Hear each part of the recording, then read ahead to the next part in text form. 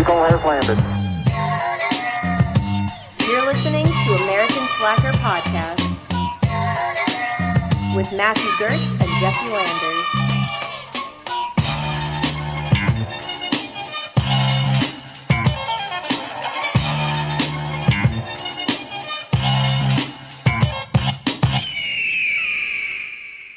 Welcome to American Slacker Podcast. As always, I'm Matt.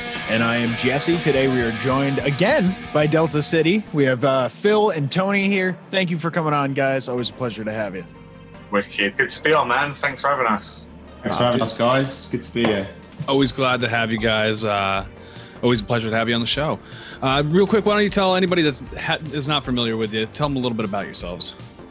Oh, Phil. Tony? All right, cool. So, yeah, we're Deltacity. We've been going for just over a couple of years now. We make synthwave music, which, if you don't know what that is basically sort of 80s inspired synthesized music. So if you think Stranger Things or the film Drive, that'll give you an idea of what kind of sound we've got. Just, come up with the idea to start this group a few years ago.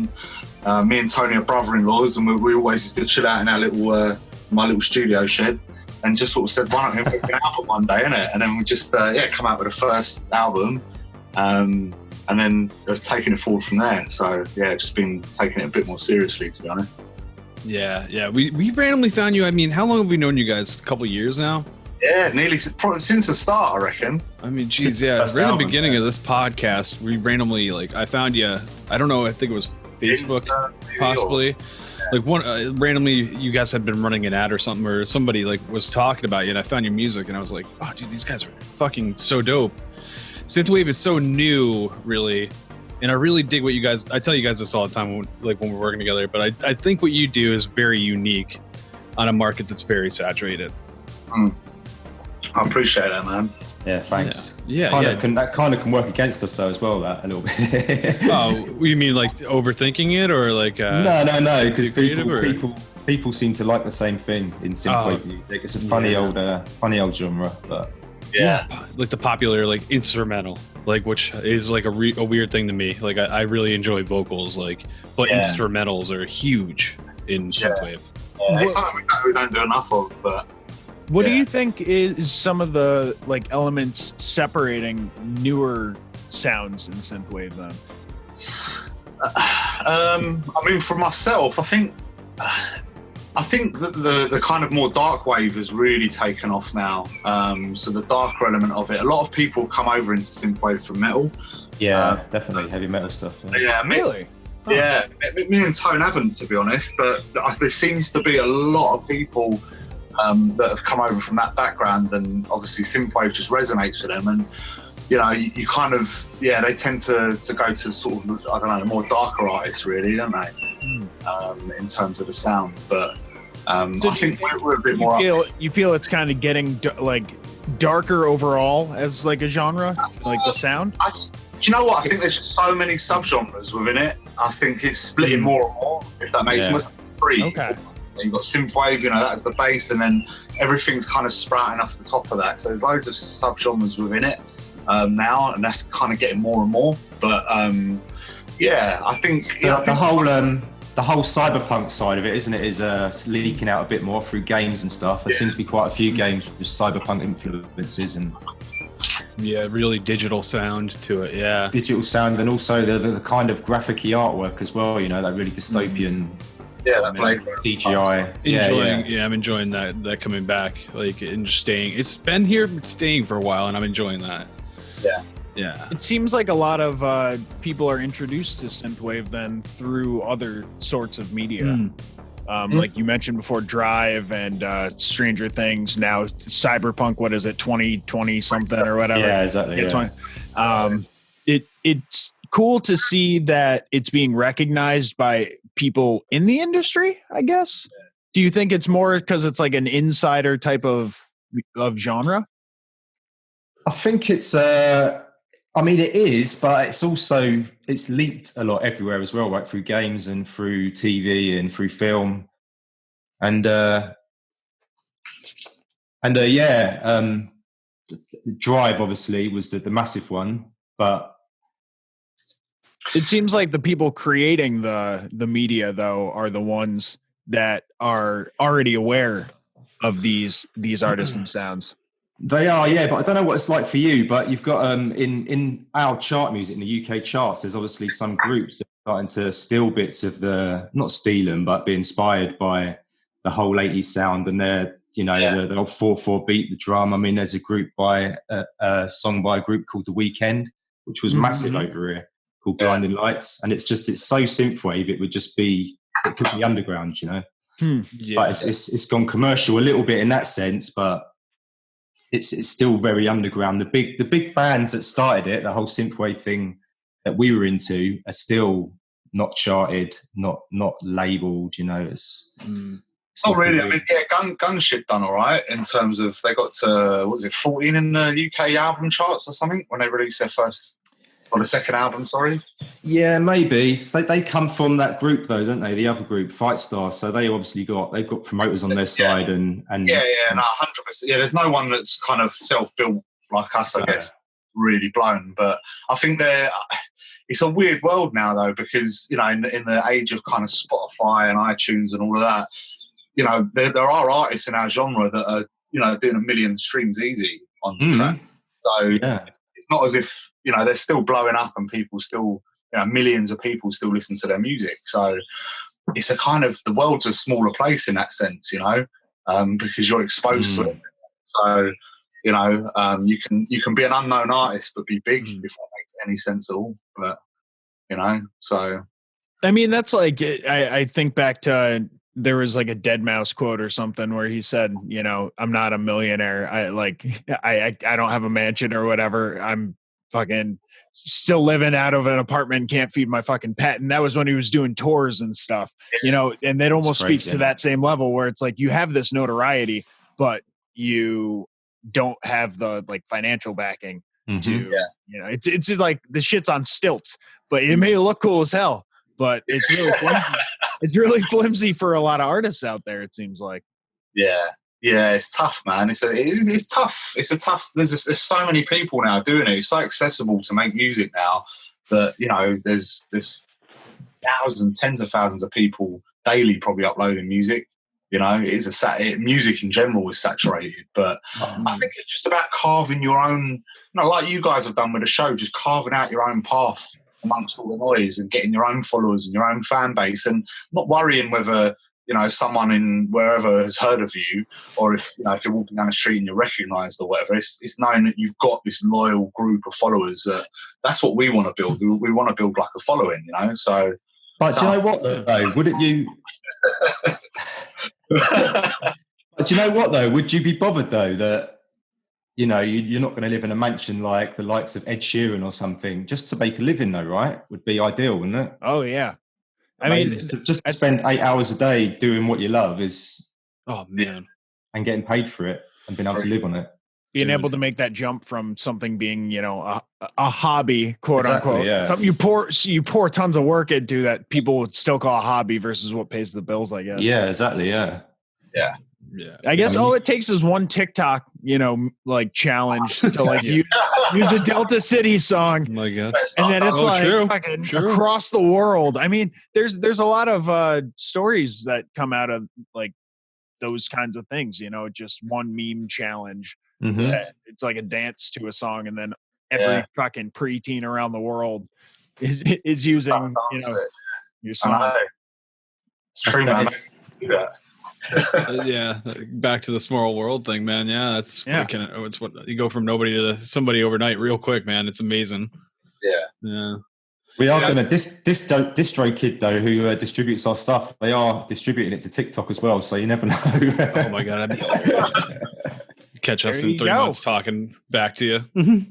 We'll help you out. Matt and I will have to make a dance or something. That's it. Yeah. We'll work real hard on that, man. That's just what I need is to choreograph a fucking dance right now. So much enthusiasm. I believe in you, Matt. Yeah, thank you. Yeah. You got to get a full package, Matt. Come on, man. I'll come up with something, man. I'll be busy.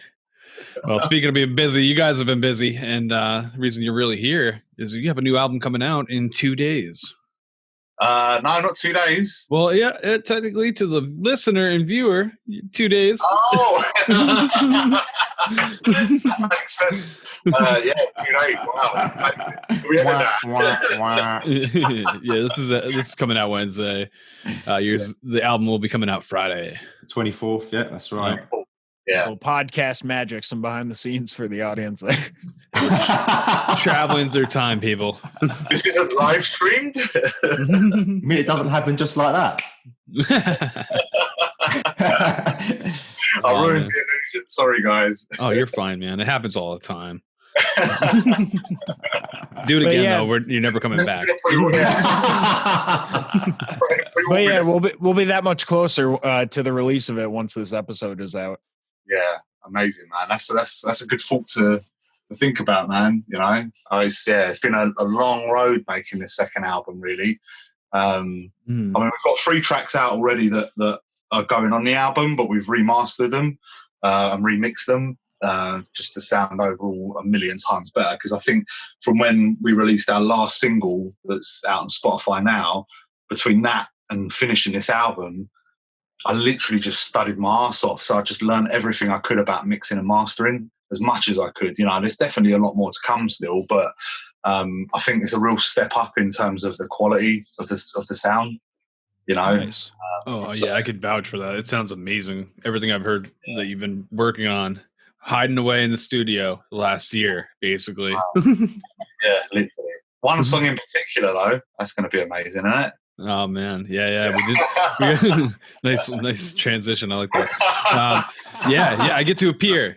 That's right. This podcast host appearing on the album, track number 6, Shadow Warriors. You saw the music video probably on the way in. Hopefully, maybe you're skipping around. Go back, watch that shit. Yeah, and if you're listening to the audio version, make sure to head to our YouTube so you can check out the beautiful video Matt's talking about.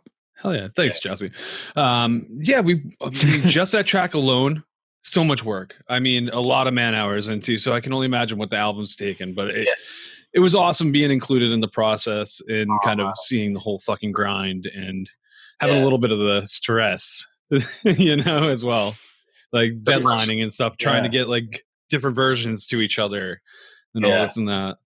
But what an accomplishment, man. Like making that from, you know, we've never physically met each other. You know, how far apart do we live in the USA and UK? And it's like we've managed to complete a fully finished, fantastic track. If you know, I'm not blowing my own trumpet with it, but it's brilliant, man. Your vocals on it are fantastic. And the production, man, I love the beat, dude. Like I would listen to it all the time, like the beat, like in my head, like but like the bass, especially like the underlying just bass line and stuff. It's just so unique, man. I love it. Now that my co-host has become one of the interviewed artists here, how was it working together?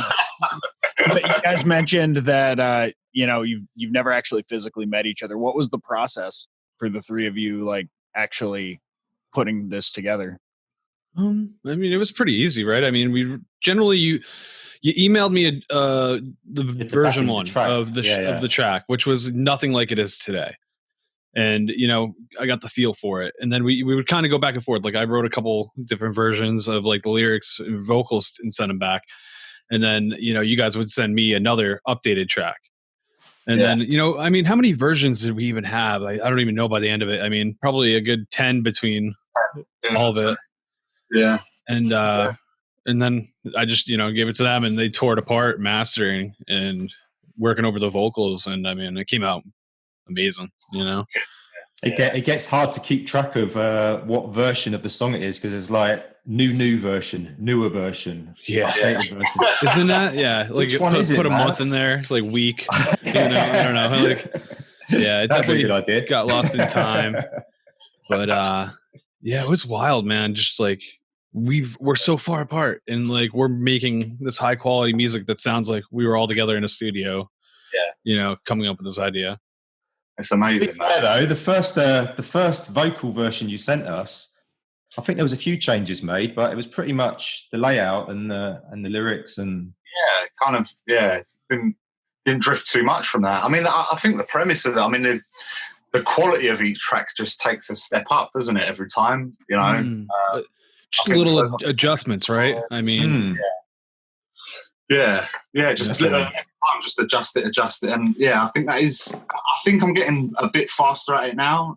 We've worked on some stuff really recently, just after the album. So I've made 2 remixes since the album that are both going to be released.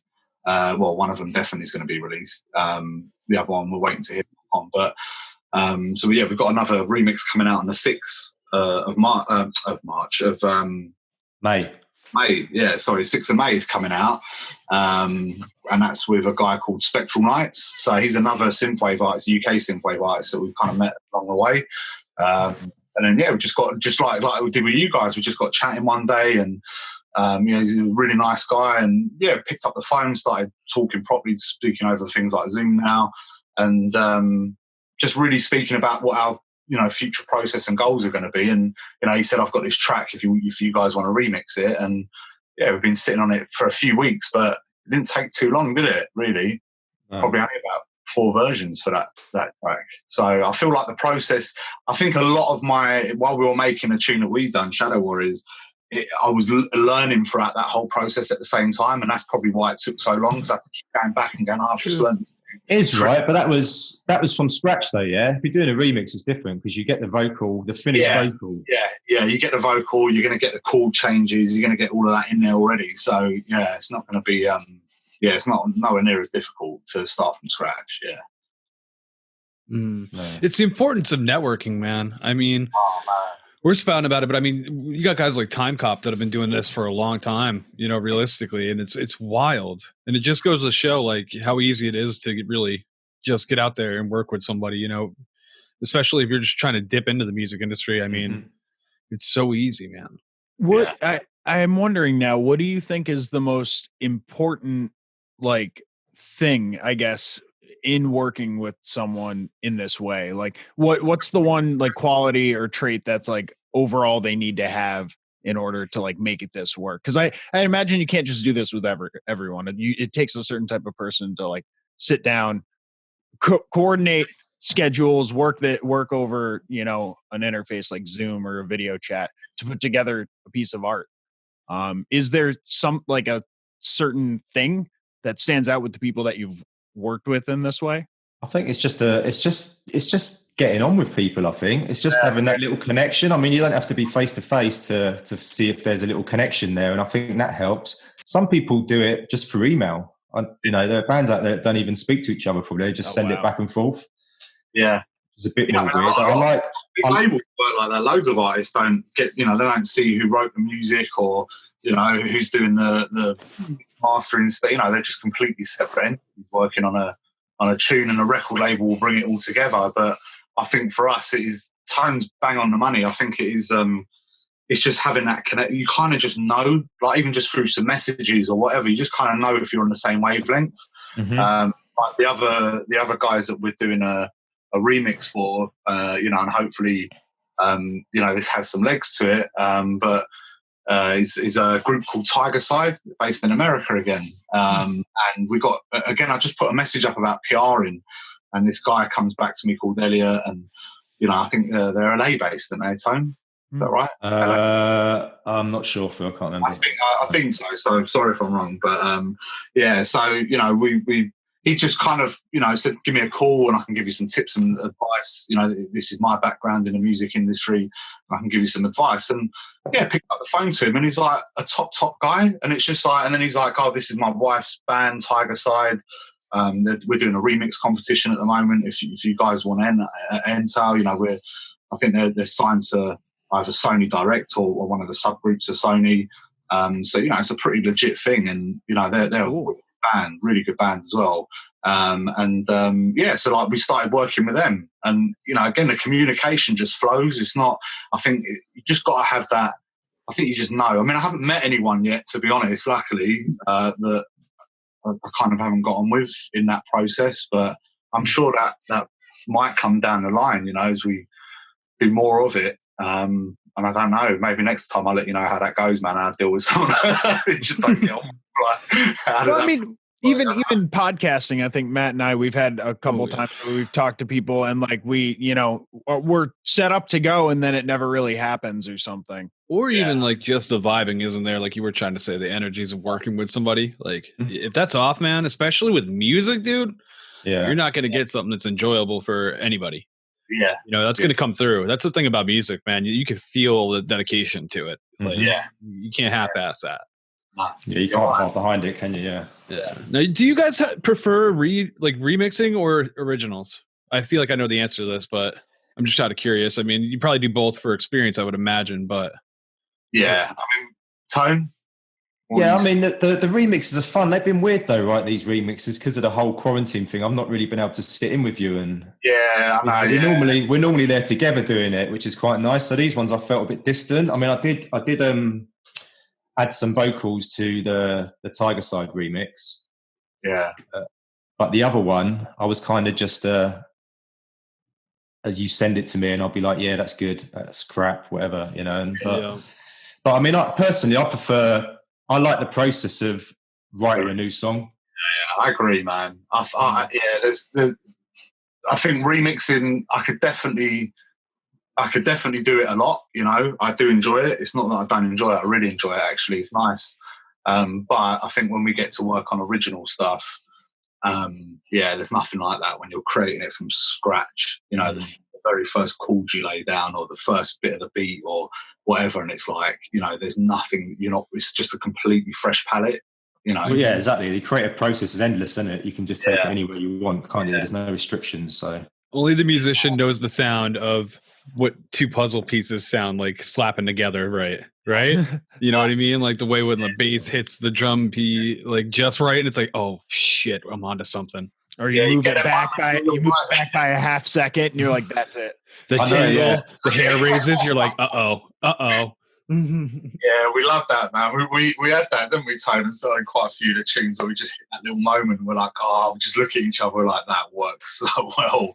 Yep. Just that little moment, you know. So yeah, it's awesome when it happens. But you're right. Unless you do that, you wouldn't know. I suppose you'd probably get it in other working fields and stuff where they feel like that. But yeah, it's special moments.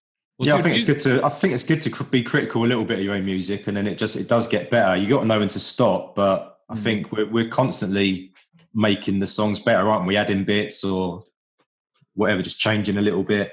Probably to the average Joe, probably wouldn't even know the difference. You know what I mean? Yeah. Sometimes with my missus, I show her the original tune, like the version 1. And she's like, yeah, you know, I really like that. And then I'll play the fully mastered finished one, which has had like all them changes, as you know, in between. And she's like, yeah, it's really good. And I was like, how much better is that? She's like, I don't know. I can't really tell. It's like, yep. But it's like, cause for most people, this is wasted on you. Yep. Yeah.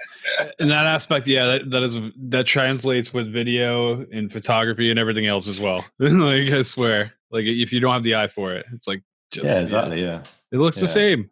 Sounds and it's like it's your baby too. You're proud of it, you know. And when you show other people and they're like not as impressed as you, it's like, you should be blown the fuck away. You know, I spent like 7 days putting this together. You know what? I'll be honest. I don't mind. I think Tone is probably not as, no offense, Tone, but you're probably not as good at criticism as I am. Like, I embrace it, man. I want people. Let's see how he reacts to that. No, I do take it more to heart, I think. I've got to kick it.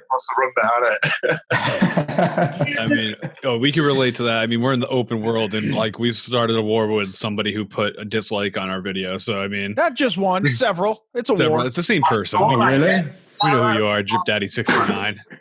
Is that in your last episode? Is that the person you're going on about in that one? Yeah. We have a serial disliker. We like to. I mean, it's a running gag. It's a gag. Yeah. No, but the guy is real. There is a serial disliker. That's not a gag.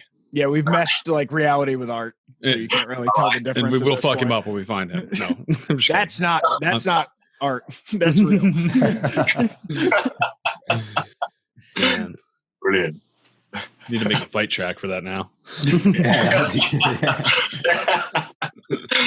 should do that. Some pretty over the top, like heavy sax going on. So we were talking a little bit about the genre earlier and kind of where it's going and sort of the different subgenres within it. Where would you say that this new album falls? Is it more on the darker side, like we were talking about, or kind of any influences from the cyberpunk type stuff we were referring to? How would you define it? I think some of the sounds we use are definitely cyberpunkish. I don't know, Phil. What do you think? I think it does. We've got a whole like kind of like Japanese themed, isn't it? I mean, with the album, you know, the title of the album is called Tokyo Recall, and it's like Then we got a track on there called I always get the name wrong. How do you pronounce it, Tone? What was it? Mitsuo's Revenge. Mitsuo. It sounds like a Street Fighter character or something. Yeah, proper. Mitsuo wins. It's an actual soundbite in the song. Should have done. So yeah, I mean, we've got I think there's a really heavy kind of Japanese feel to the album in that sense, and that kind of they've always been ahead of the times, haven't they? I've never been Tokyo, but it's like again one of the definite places top 10. I've probably top 5 that I want to go to in my lifetime, and it's just so futuristic, and I think that kind of that element. But then it's again as our albums are always a bit mixed. We've got some. I know. We've got like the last track out is almost like a love song, isn't it? In that sense, it's a much slower number. I don't think we pigeonhole ourselves at all, do we? Really, we're not. We're not. I don't think we're completely tied to one of the subgenres. Good. Only, I just want to spread it around a bit. Yeah, we do ones that are quite upbeat and happy, and then we've got ones on there that are quite sort of dark sounding. So yeah, it is a mixed bag. Well, good. It allows for more of that freedom you were talking about. Exactly. Yeah. Why do you want to pin yourself into a corner, where you can't do anything else? Just keep it open from the start, and you can just exactly. World's your oyster, whatever. Yeah, I've definitely enjoyed that about you guys. You have definitely a variety of sounding, instead of like hitting like the same fucking essence in every track and having an overall mood, which makes a whole album feel like it's just one big ass track and like a jam band session type deal going on, Yeah. You need variety. You need it to keep attention span today, especially if not, Yeah. Well, I'm wondering if like artists are struggling with that right now, with all the with the quarantine going on, you're not going around doing too much. It's kind of tough to get that inspiration when you're doing the same thing every day. At least that's how I feel when it comes to creating things or getting new ideas. Maybe.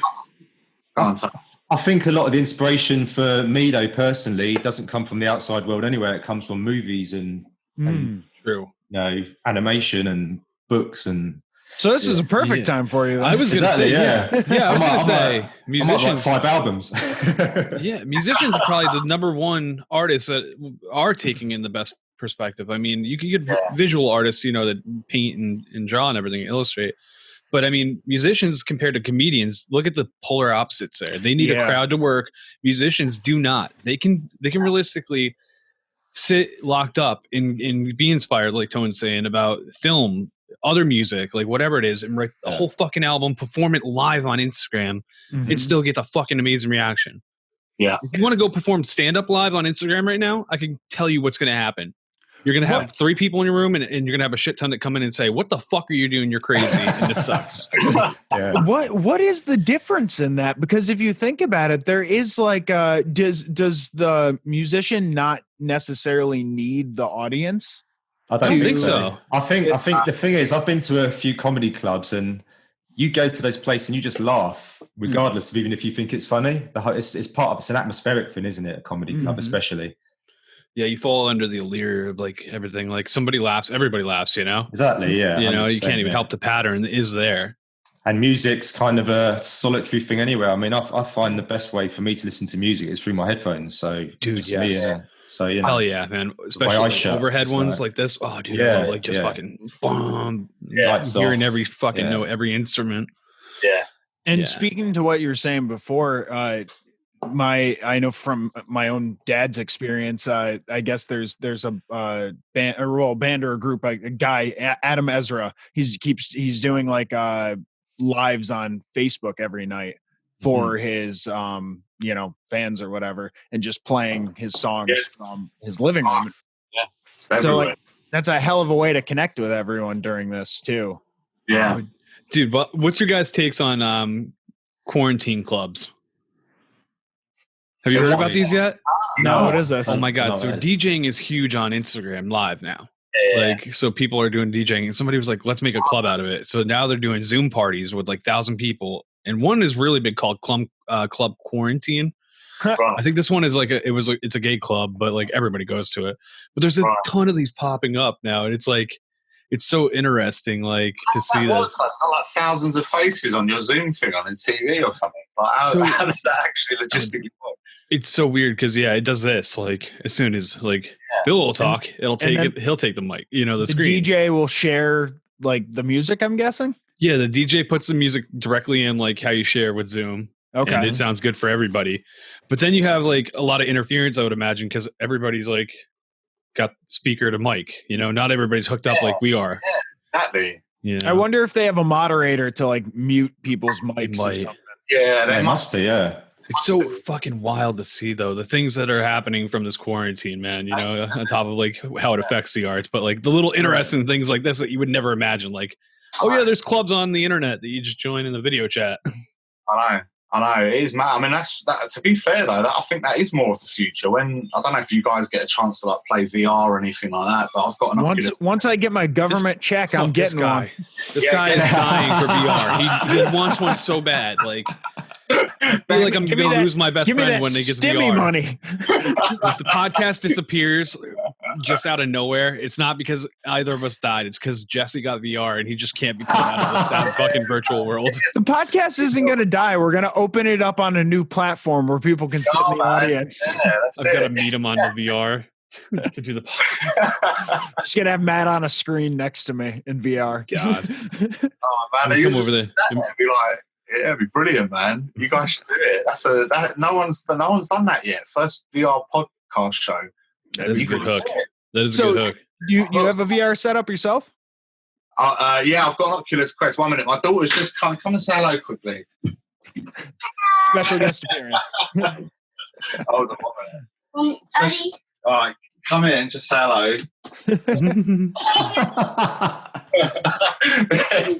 Here she is. This is Talia. Hello. Stay out of the world. Anyway, I'm not playing a game. I'm on a show, right? Can I watch? No, you can't. Right, go on. That's one step up from your phone ringing, Phil. It is. Come in. What happens? Kids have appeared on American Slacker before. Yeah. We had one sit by for a full interview one time. Yeah. Oh, yeah, we did. Yeah. Funny enough. Really? Unbeknownst to me and Matt until about halfway through. Oh, really? Yeah. It was weird. All of a sudden, the kid was talking, and there was like, "What?" Like, I probably shouldn't have been cursing so much. Yeah, that's it. I've seen those videos on Facebook and YouTube and that when you got the people doing like high profile press conferences through the thing, and there's a kid in the background. That's like that news thing where that geezer's sitting there. Oh yeah. And then his wife comes in like dragging the kids out. Poor lady. Oh my god, yo, that was so. Oh man, that's like I'll introduce one. I'm going to drag her out of here. But So you were mentioning, so you're into VR. VR. You got a bit of a VR setup. Yeah, I've just got. I sold my PS4 and bought an Oculus Quest. I had a guy, a mate of mine's, and it's amazing, mate, because it's like graphically it's not as good as the high-end VR, like the Vive and stuff. But in terms of the freedom, because there's no wires, you literally just switch it on. You're straight in VR. In particular, the Vader Immortal game that's on there, Darth Vader game, is unbelievable. Honestly, that's the lightsaber fighting one, right? Oh, it's good, man. Phil let me play that. He let me play the whole thing. It's not very long, but I come out of it. I've done it, and I was like, "Wow, man, that's wicked." He's like, "Tony, you've been in that for 45 minutes." I was like, "What?" It was like 10 minutes. What are you talking about? It's been days, Tone. I couldn't break it from it. You kept punching me with the controller. I had a beard like Jesse, when I come out. He ran with a bowl while he's like trying to urinate in it for like 24 hours, isn't it? Oh man, I watched a video where a guy did. I think it was 24 hours in Minecraft in a VR headset for science. No. That's crazy. That's got to mess you up, man. Yeah. His eyes are fried. So is his brain. Well, and especially with a game like that, because there's like in-game days and nights. Yeah, so for the 24 hours, you would have experienced, whatever it is, a couple weeks or something. What day is it? Come out, huge beard, all gray. Fuck, I did it again. 1,000 lives. Yeah, I'd like to know what the outcome of that is. I reckon that must be quite dangerous, so staying in that for too long, surely. Oh yeah, I can't imagine there's much research on it. No, totally disorientated from everything, man. That's weird. Yeah, because you get nausea when you use them first. Like when you first get acquainted with them, you usually get you fucking nausea and stuff. Yeah. And I could imagine strain on the eyes as well. Yeah, I find the the comfort of the Quest isn't amazing, to be honest. So I think an hour's kind of most I stay in it. And just going to have a quick game on something that's like a fishing game or some espionage game or whatever. There's so many different games on it. It's brilliant, and they're cheap. How's the fishing game? I've heard that one's pretty fun too. So good, man. They've gone around like South Korea or somewhere and taken all these like beautiful 3D I guess photographs initially of these lakes, and then they input all of the kind of animation on top of it. So the lake, wow. Water moves and like the flowers move and shit. Fireworks going off in the distance, and you're kind of at one place, but you're on. So cool. It's just real. Like, it feels really realistic for something that's so cheap. It's pretty good. I think the more the price comes down on these VR headsets and stuff, more people are going to get them. Damn it, we missed the mark on this though, because if people were home with quarantine right now, had cheap VR headsets, no one would have to cancel their concerts or events. Just pop one camera there, do the concert, watch it from your couch. That's true. Yeah. Put a virtual marker of your like avatar so that there's actual people there and moving like you're moving. Because I know with the, I think it was like the HTC Vive or something like that. You could watch basketball games. Like that was in one of their commercials. I think it was like James Franco and someone else fucking sitting there watching an NBA game like together, but from in the front row. Yeah. So we missed the mark on like everyone having them accessible enough to be useful in quarantine, I guess. But I wish this pandemic could have been 4 years later, man. It would have been perfect. No, let's plan the next one 4 years from now. Well, we should be good. Well, what is it? It's every like 100 years or so. It seems like in the 1820s they had a pandemic, 1920s. Now we got 2020s. We're good for another 100. We just got to plan for the next one. Yeah, 100, man. It will be long gone by then. I reckon the VR might have stepped up a bit in 100 years. Holy shit! It's gonna be hologram by then, dude. It's gonna absolutely. It's gonna be insane. Hologram is next, and I can't wait. Yeah, like I want hologram. It'd be awesome. We can have like a virtual studio we can just jam out in, isn't it? We all meet up. God. Fake ass like virtual like piano, just nice. Must be a $5 or something because of that. You've seen those holographic? They're like it's like a windmill with lights on it. Yeah. And it spins and it just creates this image where the lights are flickering on and off, and it's just like a 3D image that rotates. It's like they use it for advertising and stuff. It's program it with all your stuff. Unbelievable, man. Do something live, man. I don't know how expensive that is to buy. I mean, it doesn't look like it. It's like a plastic fan with LEDs on the end. I know, yeah. It's just programming the lights to come on and off, yeah. Yeah. So if there's an app to go with it or a program to go with it, I think that'd be a wicked shout for live performance. Yeah, have awesome, man. Holographic 3D stuff going on behind. Dude, I went to Galaxy's Edge and they had some kind of projection set up that there was no screen, but it was holographic almost. Like it looked really good. But like you could tell it wasn't Star Wars quality, but it was almost convincing. So it's like almost there for actual projection hologram, man. Yeah, so they've done the 2-pack one, didn't they? They've done the 2-pack. I mean, that was a while ago now, the holographic. He comes out on stage like it's 2-pack walking around the stage. Oh yeah, Michael Jackson too. They did a whole tour. One. Yeah, those are the systems that they had at Disney. Is like whatever that is.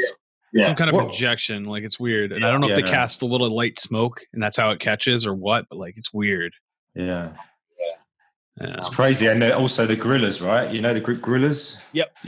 Oh yeah. Yeah, they do whole like shows as well with just their avatars on the stage, which looks pretty amazing, man. I know, I'm not sure if that's done by screens though. I remember seeing one where they had, it was a while ago, they had like a screen and it looked like the cartoon band essentially playing in silhouettes. Yeah. Fucking sick. I thought that was sick too. Yeah. Yeah, it's awesome. Yeah. Is that how you guys are going to do the first Deltacity? This is the last time we're going to see your faces. You guys are going to go behind the screen from here. Don't start. I don't know. So Tony, you mentioned before that the outside world isn't much of a concern of you anyway, and that books and movies and stuff like that are a good way to keep occupied. Are there any suggestions that you'd have for anyone that like maybe stuff you've been watching recently? Or You know what? I just watched a film last night that was recommended to me by a mate in London called Maniac. Okay. Have you seen that film, Maniac? It's got Elijah Wood in it. No. Oh, I don't know if I have. He told me about it because the soundtrack is amazing, man. It's like I think it's on Netflix, right? I don't know. It must have gone straight to Netflix. I'm not sure. A Netflix movie, but the soundtrack is really like the soundtrack's like Out of Drive, right? So it's like it's got that Drive feel, but it's a really dark, gory, twisted film. But it's amazing, man. Really good. I really enjoyed it. It's all filmed. The whole film is filmed from his perspective. Yeah. Okay. So the only time you see him is when he looks in the mirror or something. It's all like he's looking around and the camera's like following what he's looking around. And, oh, wow. Really I recommend rating. it. Really high rating too. 7.8 out of 10 and 85% on Rotten Tomato. Oh, really? You're wow. looking? Yeah. Wow. Yeah. Wow. Yeah. Really enjoyed it. It's awesome. What was the other one? He said that because Elijah Wood's got a production company or something where they make these like horror kind of flicks, but they've got another one, Mandy. With Nicolas Mandy, with Nicolas Cage. That's another good film. Yeah. I haven't seen that, but I heard good things. Yeah. That's pretty good. Yeah. Yeah, I've not seen that one yet. Yeah. It's on the list. Yeah, he wrote a little list last night, didn't he? Yeah. He knows his films, to be fair, man. He does know his films, mate of mine. He's good with it. But those will be some good ones to check out. I'm running through like all the Netflix series and stuff like that, all the hot, more popular ones. Like I watched the first season of Ozark, which was pretty good. Yeah. I've been told to watch that. It's supposed to be really good. I mean, I enjoyed it. It definitely had some slower parts, but it's weird because it'll slow down to the point where you're almost bored, and then like all of a sudden it'll ramp the fuck back up out of nowhere. And it's a lot of like secrets and mystery and like murder and that kind of stuff. So that one wasn't bad. Started another one called Lock and Key. Oh, I saw that one. I watched that. Enjoyed that. Yeah, I had heard it was based off of a graphic novel that was really popular and figured I'd give it a try. And it's cool. It kind of has like a Narnia, Chronicles of Narnia. Yes. Yeah. Absolutely. Yeah. With the kids as well. It's, it's a bit like, reminded me a little bit Stranger Things, the whole setup. The story's completely different, but, it's a group of kids. It's sort of following them. Adults aren't really the main part of the show. Yeah, I really enjoyed it. That was a weird part of it. I'm only like 2 episodes into that so far, but that one's not bad either. Yeah. Have you guys seen McMillions? Ooh, That's some serious shit. What one? McMillions. This is an HBO special, and it's all about how the Monopoly game at McDonald's was rigged, and it went up to be even involved with the Colombo crime family. Oh, wow. Really? It's fucking crazy. Like the first 10 years, nobody legitimately won any of those big instant prizes. No way. It was all family members and people that knew one group of people. Like, stolen pieces and that kind of thing. Yeah. Whole fucking scandal. Yeah, it's so wild. I was like, about that. Yeah, I got a chance to watch that one. It's on Hulu now too. Yep. Yeah, Hulu now has it. What? Yeah, it's so weird. It's like one of the free HBO things they're gonna do. Yeah, that was kind of odd. Yeah. Was that a film or a series? It's a series. Documentary series. Yeah. There's a lot of them kind of documentary type, crime type series that are out now. Oh yeah. Yeah, so they're done well though. I mean, you can't help but be like, I gotta watch that shit. Yeah, definitely. But you're saying about inspiration from films, though. Most of my inspiration of the movies comes from the old films. Okay. I just always go back. In fact, even with my kids this morning, I watched Big Hero 6 again. Man, I love that film. That could inspire. I could get inspiration from that film to write. That's a good song, one. Yeah, that's a good so film. it comes from random places, not always where you're expecting it.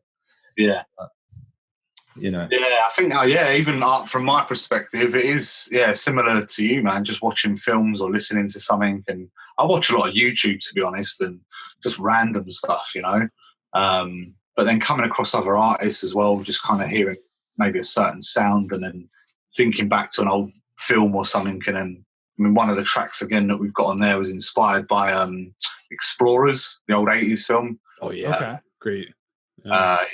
With River Phoenix in it, and it's really a classic kids film from when I was growing up, and there's bits in that I take sort of taking elements or ideas from the actual idea for the whole track is from that, and it's Starkiller. But so I don't know, it's just inspired by different things, really. So what happens is Phil will send me a track normally. 80% of the time, this is how it works. Phil will send me a track and he'll either give me a title with it and I'll sort of can't get any ideas of the title, or there'll be a sample in it of a movie or whatever. And then I'll use that as my inspiration and I don't know, Starkiller was like, because you had the Explorer sample in it, right? Yeah. And I sort of watched the film, I gave it a watch. And there's a scene in it, a drive-in movie scene where they're actually watching a film on the film called Starkiller. And I don't know, man. Yeah, I just pick little things out of movies that, I don't know, might be interesting, or I'll be able to twist up a different way. You know, I don't like things to be too obvious, but yeah, I definitely grab my inspiration from little moments like that. Do you think that there's like enough of these Easter eggs that in listening through the album, people can like, I know, because I know like there were some like RoboCop references and stuff in the last album, right? Yeah, I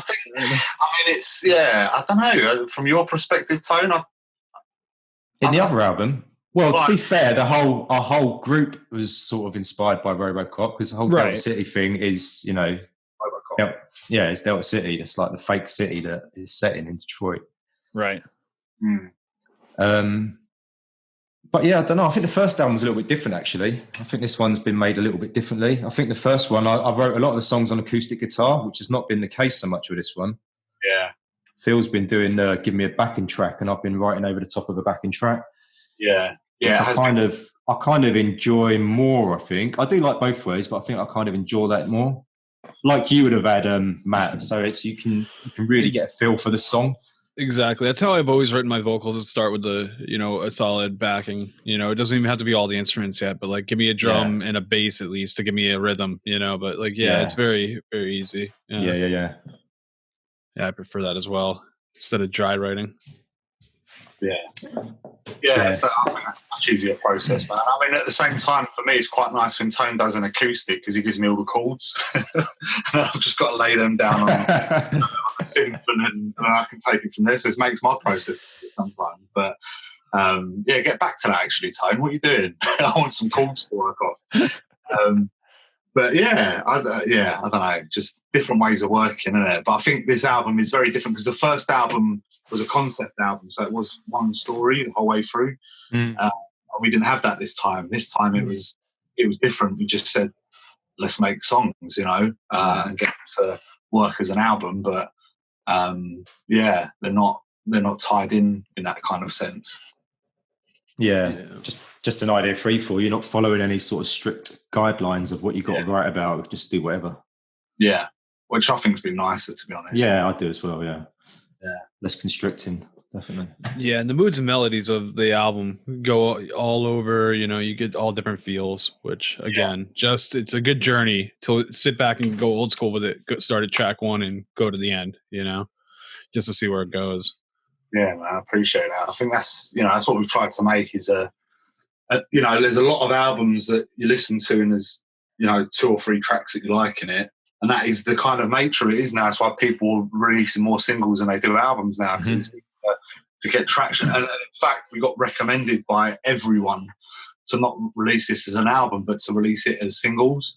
It's going for like another year, and then we can work on other material in that time, and there's no slowdown then in terms of your posts on social media and stuff like that. So I totally get it, but we wanted to make an album again that you'd want to listen to from start to end, and hopefully feel like every track in it's good, and that you're like, actually, I can, there's albums out there that are like that, and I'm not saying we've created like some cult classic, but just something that you want to listen to all of it, rather than just 2 tracks off of it and then not listen just that thing though, right, of listening to a new album as well. I don't want to hear the whole album in single form first. I want to hear maybe 1 or 2 tracks, and then you get a nice surprise from the album, just see how it all works together and the flow of it. And yeah, you got to have the enticers, man. I've always felt that's the best way for a fan to receive it as well. Oh, there's a hit off of the new album. Okay, this is cool. I'm liking what I'm hearing. I cannot wait to hear the whole album. Exactly. Yeah. But is there an overall like resonating feeling that you are expecting people to sort of have after hearing the entire album? Because you said each song is sort of a different feeling in a way. Is there a gestalt of all of the, pieces as a whole?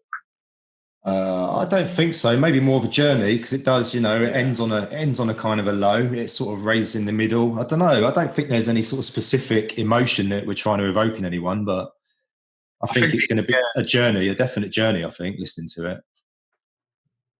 And it's a journey of different stories, though. This is what I mean. Like the first album, all connected, each story connected to one another. But with this one, it's like, the second song is a revenge song, but and then it goes into Tokyo Recall, which, you're better off explaining that, Tone. Your explanation on Tokyo Recall is wicked, but that's a totally different feeling, and I think that's a way more upbeat song, and way more, yeah.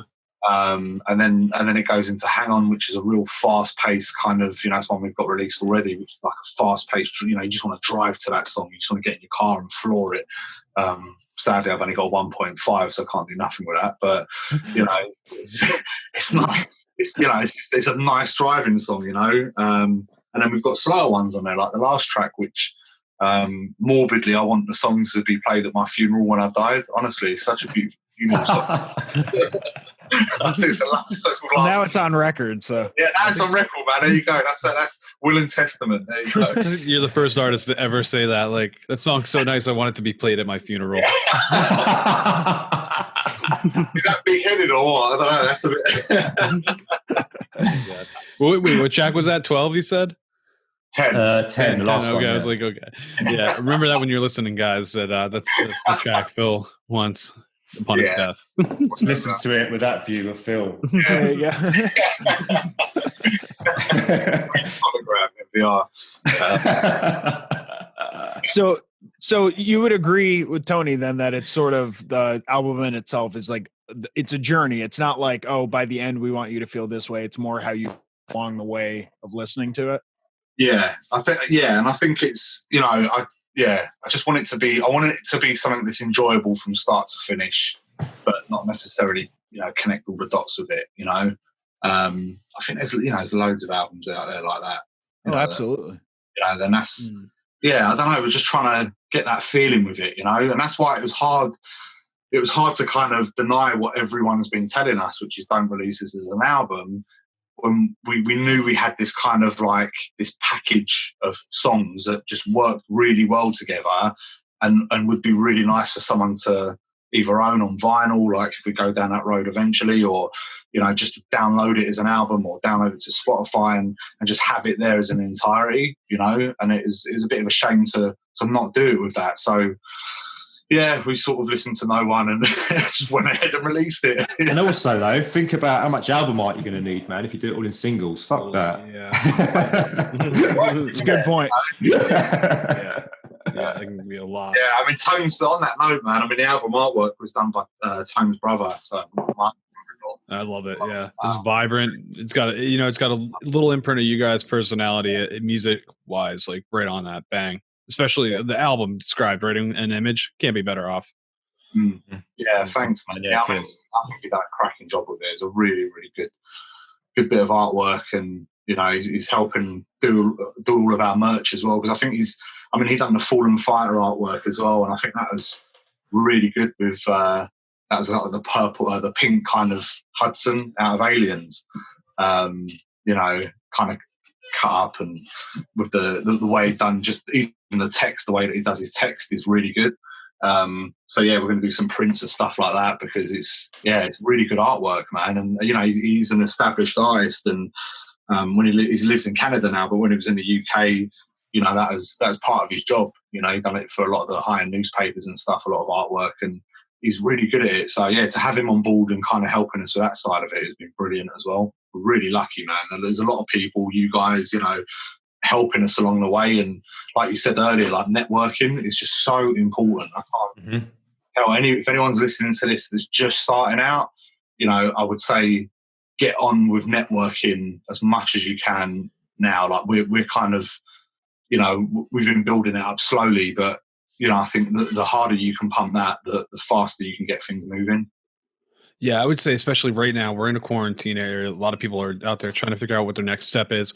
Maybe you want to create art, whether it's podcasting, any type of art, like networking, whether you're doing like you're drawing, like you're literally drawing with a pencil, like networking with people to work on shit, is the most important thing you could do, I think, to further your career, your art, your hobby, whatever you want to do. Like, I just stress that to everybody. Even your life, like you get a lot more out of, communicating with others. Yeah, and don't be shy. Like, do it. Like, reach out. Like to people. Like, people love to work with each other. Like, I feel like a lot of people just don't take that step. Like, I'm not gonna bother them. Blah blah blah. Like, work with people. Like, the worst thing that happens is they don't message you back.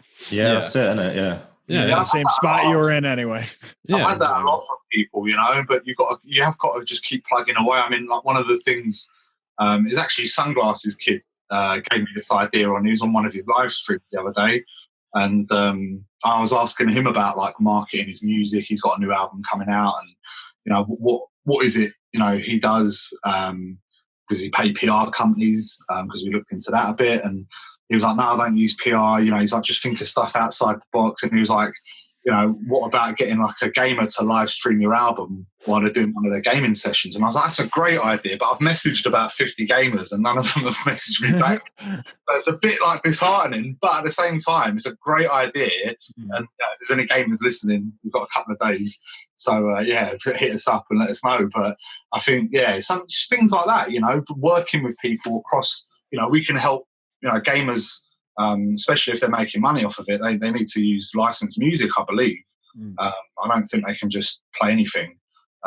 So, again, that'll help them out. And likewise for us, it gives us more exposure into that world. And I think we sit in that world of kind of games and, the Sega logo and the Delta that we do, saying it in the Sega tone is all, everything we do kind of comes from that, the gaming industry and the movies and stuff. So, the whole 80s kind of where it all started. I guess that's why we incorporate all of that into our music. So, that'd be cool to do. That'd be awesome. Yeah. Well, it's been a pleasure to have you guys on the show. Real quick before we go, how do the people get at you? Where do they find Deltacity?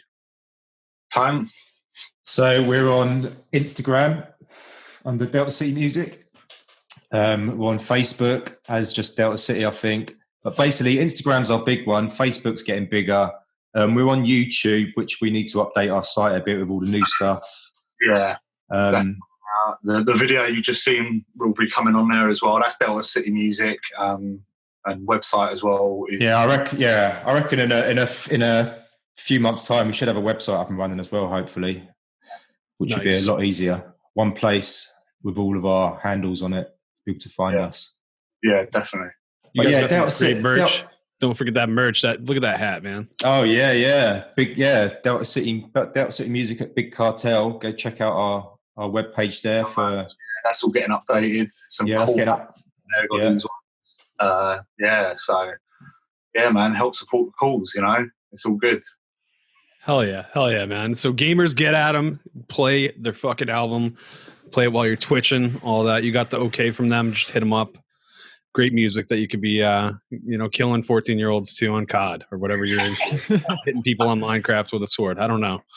What are the kids doing these days? I don't know, man. And just the last little thought to throw in there. If you want to hear more from Deltacity, listen to episode 123 of American Slacker Podcast, and you can hear them talk a little bit more. A younger Deltacity, a younger Matt and Jesse, man. See how they've changed. How's the years changed? That's before we saw the pandemic coming. Oh my God. We were all so naive. Thinking we could live life outside and all that. Took it for granted. How times have changed, though. Well, Phil, Tone, thank you again for coming on, guys. We love having you on. I love working with you guys. It's been nothing short of a fucking pleasure. Yeah. Thanks, guys. We'll do this again. We'll do this again soon. Hey, guys, and check us out. You can catch me at MWG Media on Instagram. Matty G from HP on Xbox. Catch the hands. And I'm at Landers the Plane on everything. All righty, people. Love everyone tuning in at home, tuning in on YouTube, listening, whatever you're doing. Hey, be careful out there. Till next time, that's it. There you go.